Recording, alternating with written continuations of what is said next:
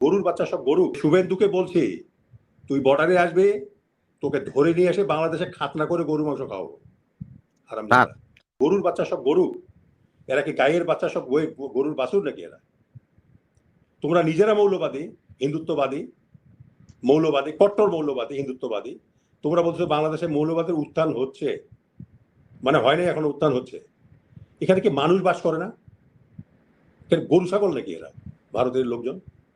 এই শুভেন্দুকে বলছি যে তুই খালি বর্ডারে আয়, তোকে ধরে নিয়ে এসে তোকে শূন্যতে খাতনা করতে গরু বংশ খায় মুসলমান বানাবো। হারামজাদা বাংলাদেশের সঙ্গে এই করতে আসছে। এদের আক্কেল নাই, এদের আক্কেল নাই। আর একটা কি রিপাবলিকান টিভি আছে নাকি রবি সাহেব, ওই যে নেচে নেচে মলম রিপাবলিক বাংলা ময়ূররঞ্জন ঘোষ উপস্থাপক, যিনি ওই মলম বিক্রেতার মতো দৌড়চারী যে সাধারণ সম্পাদক ইসকনের বলতেছে যে আমরা তার দায় নিব না। আমি তার বক্তব্য শুনেছি।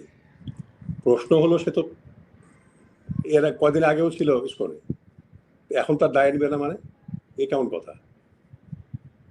কথা হচ্ছে ইসকন হলো হিন্দুত্ববাদী কট্টর একটা সংগঠন। এটা সনাতনী হিন্দু সংগঠন না, হিন্দুত্ববাদী সংগঠন। এবং এর মাদার সংগঠন হলো ভারতের রাষ্ট্রীয় স্বয়ংসেবক সংঘ, আরএসএস। এবং তারাই তাকে এখানে নামিয়েছে।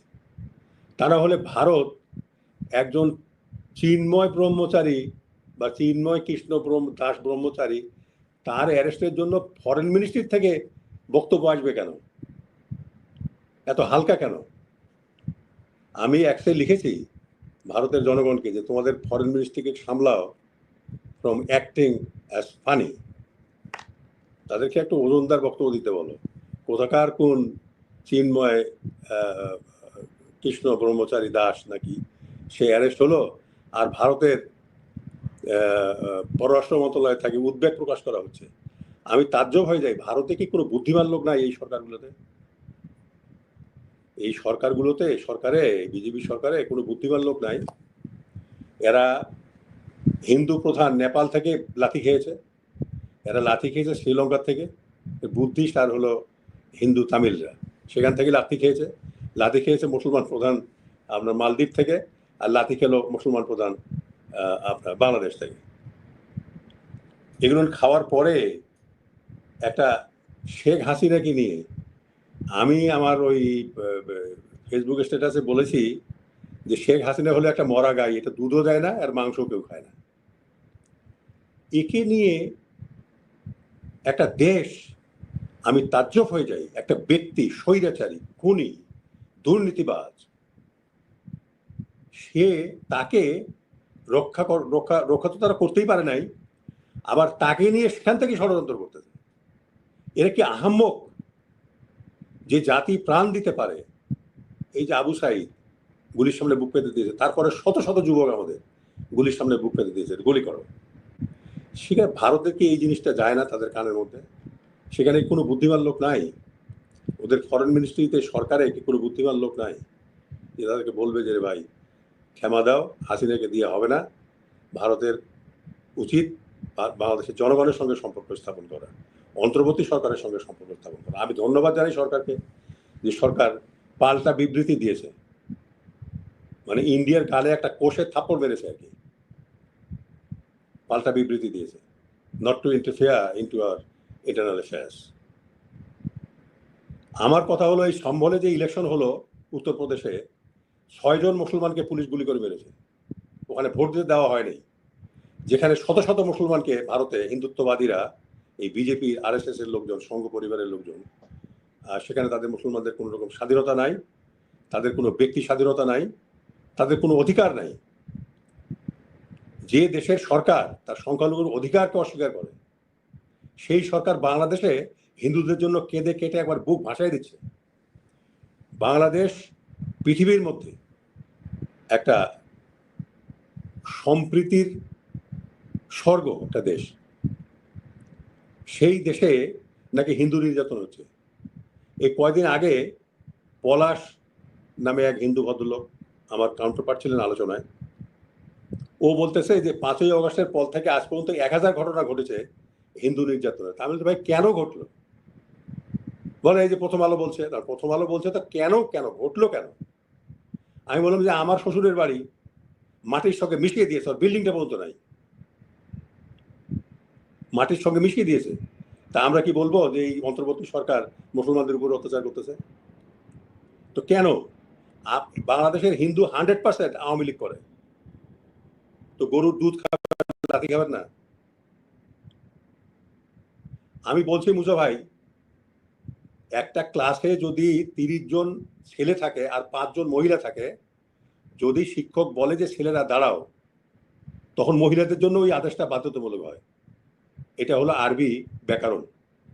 কাজে কোথাকার কোন ওই 2-4 জন হিন্দু আপনার ওই ওই বিএনপি করে, এখনো শুনি নাকি জামাতও করে 2-4টা, ওগুলোর ধর্তব্যের মধ্যে আপনি নেবেন না।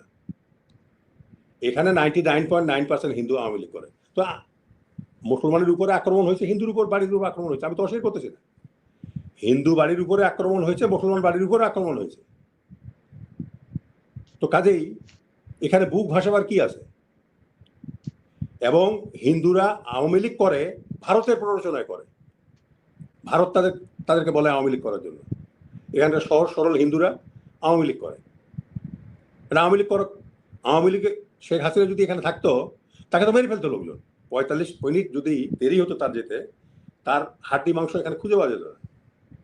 তো সেখানে হিন্দুরা তারা যে জানে মরে নাই, এটি তো ভাগ্য যে মুসলমানরা জানে মরে নাই। ওদের তো জেনারেল সেক্রেটারি বলছিল যে 5 থেকে 6 লক্ষ মানুষের প্রাণ যাবে, একটারও যায়নি। বাড়িঘরের উপর দিয়ে গেছে, মানে মালের উপর দিয়ে গেছে, জানের উপর দিয়ে যায়নি। এটা আল্লাহকে ধন্যবাদ দেওয়া উচিত। তো আমি ভারতকে অনুরোধ করব যে এইসবগুলো থামান। বাংলাদেশের হিন্দু কার্ড প্লে করে এখানে আমাদের একটা পশম বাঁকা করতে পারবেন না আপনারা। আমরা আপনাদেরকে জানি মণিপুরে কি হচ্ছে, সেখানে আপনি দেখেন খালি ওই ইউটিউব খুলে যে ওখানে কি ঘটতেছে।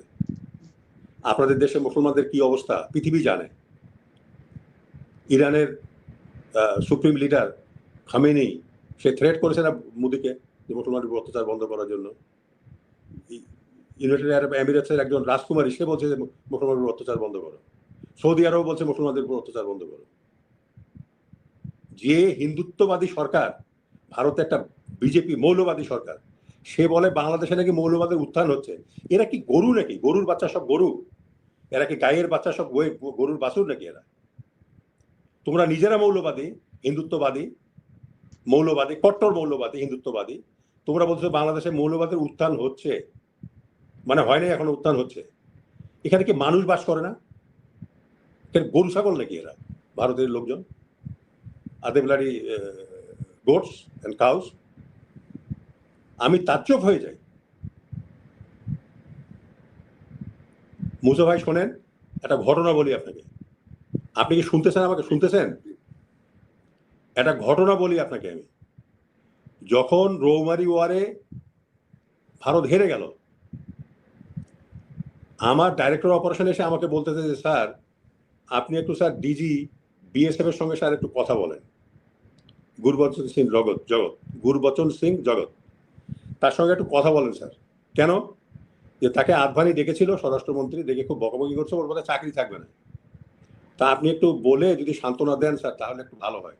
আমি বলি দেখো ভাই, এইটা কি কোনো কথা নাকি? যুদ্ধ হয়েছে, হেরে গেছে, তো ফাইন, ঠিক আছে, তো আমাকে কথা বলতেছো কেন? তো যাই হোক, ওই পিড়িতে মানে আমি শেষ পর্যন্ত কথা বললাম। আমি বললাম Excellency, look this happens, both fought, you have lost, no problem, accept it. পরের দিনে বিরাট হেডলাইন বের হয়েছে, দি হিন্দু অমুক তমুকে, যে DG BDR has apologize to DG BSF.